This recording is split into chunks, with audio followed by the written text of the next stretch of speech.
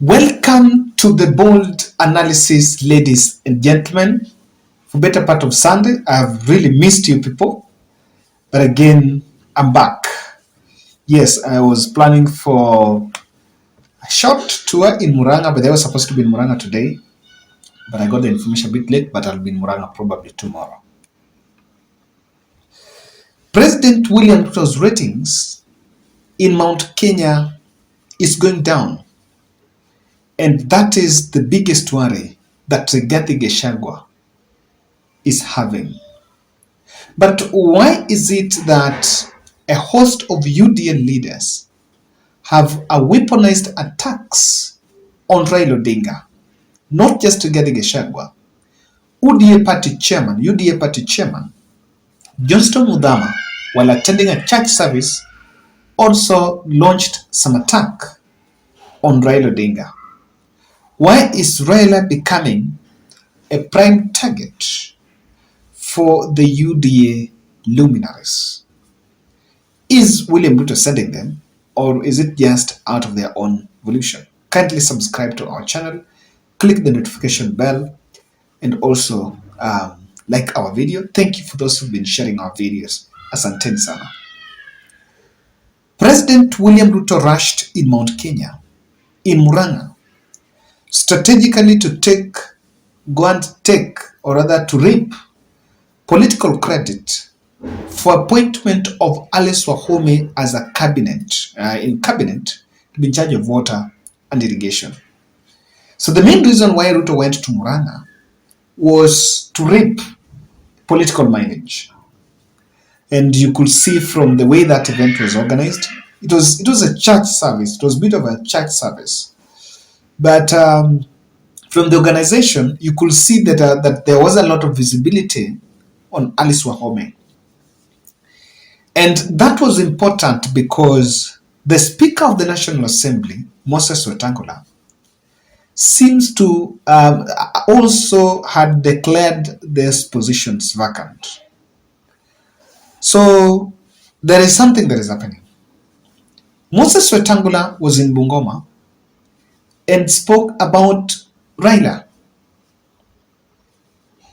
He also launched an attack on Raila. I think it's right you get it just right here. Listen to that. Mezunguka Kenya hii kwa handshake wakiwa co-presidents na wengine. We want to ask you tuliza boli. Kura imekwisha. IEBC iliamua mshindi amekubalika na Wakenya, amekula kiapo. Sasa anaanza kuunda serikali. Ni kuomba watu wetu Kenya mzima. We have a new government in place. It is not by coincidence that the same day Rigathi Gachagua was also launching some attack on Raila, twisting something that Raila said yesterday. I want us to look at that, and I want to tell you that to my brothers and sisters in the mountain, the UDA leaders around President William Ruto are no longer interested about the price of coffee, the fertilizer, and the plight of the residents. But they're pushing one thing, everything that shall put them in the limelight of Uhuru Kenyatta succession.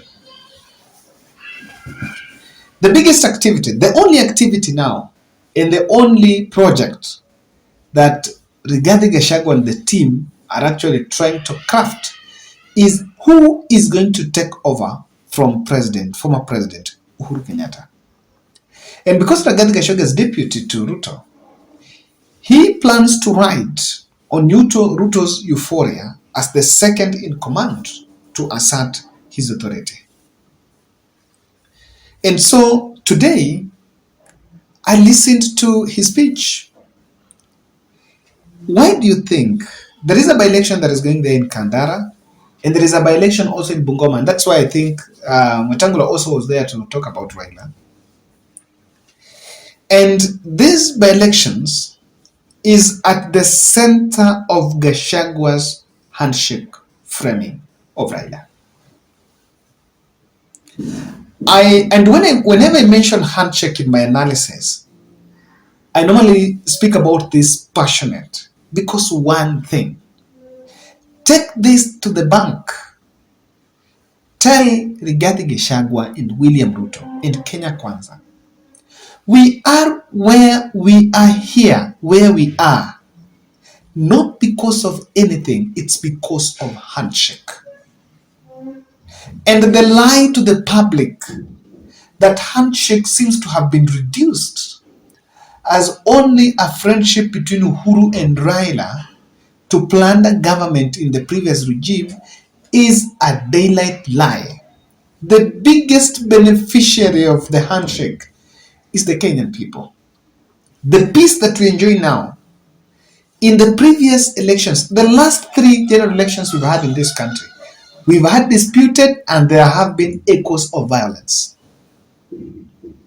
It's because of that handshake that we have a violence-free election and we've set the precedents. So people going to the Kenyan people and just thumping, we are simply getting wrong. And we are negating the fruits of the so-called handshake. By the way, if you ask someone, people will tell you that that handshake between Uhuru and Raila was historical and phenomenal. Why? For the first time, people felt they are part of that government. But when we continue with the framing and segmenting areas on who is in government, who is not in government, we are actually going back to where we were. And it's for the political merit, sadly enough. Raila said yesterday in Kisumu that, and he was responding to those who were leaving government, Raila was speaking about the leaders that are from Azimio joining government going for soliciting for development. And he simply said that, look here, development is not a favor. It's your right. That's what he said. And we should listen to that clip because I want us to get on how that was twisted by Rigathi Gachagua to mean something different. Let's listen to what Raila said. Serikali ya Kenya iko na viungo viwili. Moja ya kitaifa, kwa kimombo ni national. Zile za ugatuzi, county governments. And this county government get allocation of resources directly from the national government, not because they love you, but because they have to give it to you. Mimi niko hapa nilisema wakati yangu ya kuongea haijafika, lakini itafika. Na mimi nimesema sitarudi nyuma. Kama watu wetu wameungana pamoja, mimi nitasimama imara. What are we saying there? So when Rigathi Gachagua today was in Muranga, he changed it and said that Raila wanted to be in government and so they don't want him. And I'm like, totally, that's not it. Raila did not say anywhere that he wanted to join that government. No, I think we were told politics is over, but is it really it? Listen to what Gachagua said. Wale wazee tulishinda. Ati hiyo mzee akisema ati he'll not be coerced or intimidated to joining our government. Wewe mzee sikia. We have no business within our government. Hatuna haja na hatugojei wewe. We are not looking for you and we have no time. The last time uliingia serikali ya Uhuru Kenyatta aliharibu wako haribu. Mungetaka akaribie serikali yetu? Mungetaka akaribie? Now, you actually wonder, what exactly are we talking about? What I have actually seen in the political scene is a very coordinated approach of attacking Raila's defense line. I think because Ruto has access to all the intelligence in this country, I wish I may be wrong, but maybe they're getting intel that Raila is still popular amongst the population, in the population. Raila is still popular, and I will tell you some of these things that are already playing out. There are a lot of the voices of regrets and discontent. The people who are ready. Today when I was going to church, I met some two guys who, and they were arguing. Wanambia, nyinyi ndio mlipiga kura bwana.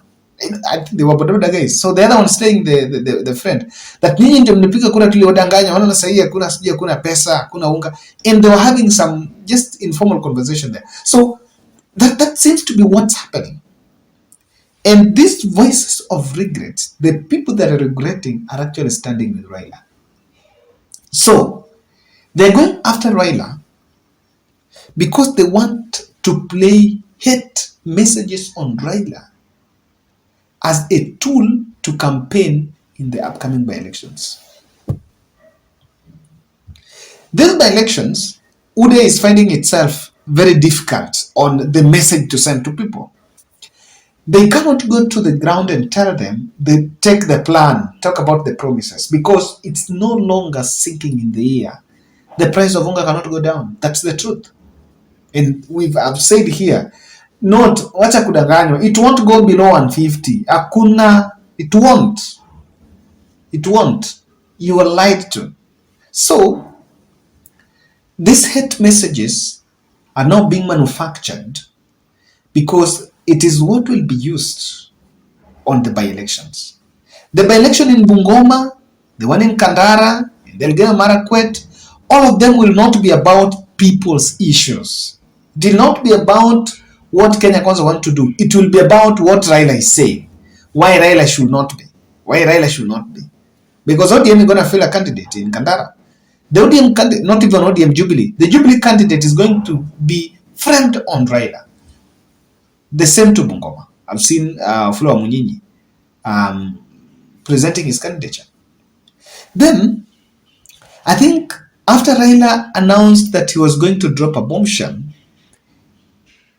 Ruto charged the luminaries to just polarize the ground on engineer what could be a Raila rejection.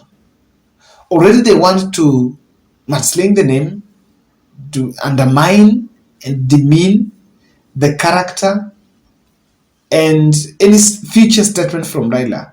And this is just precautionary to polarize the ground so that Raila would actually not get people to listen to him.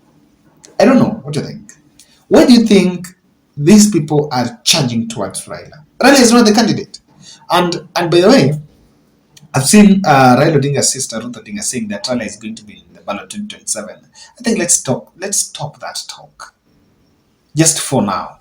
Let's stop that conversation just for now. Let's not talk about who's going to be the president. That conversation is setting Raila for fire. In fact, that conversation is disorienting Azimio as of now because there are people who feel Kalonzo is really looking for the ticket. See, if we're going to present another Raila Matha, honestly, it's not in order. So that conversation seems to end. But again, give us your feedback on why Raila is becoming a prime target for the UDA team.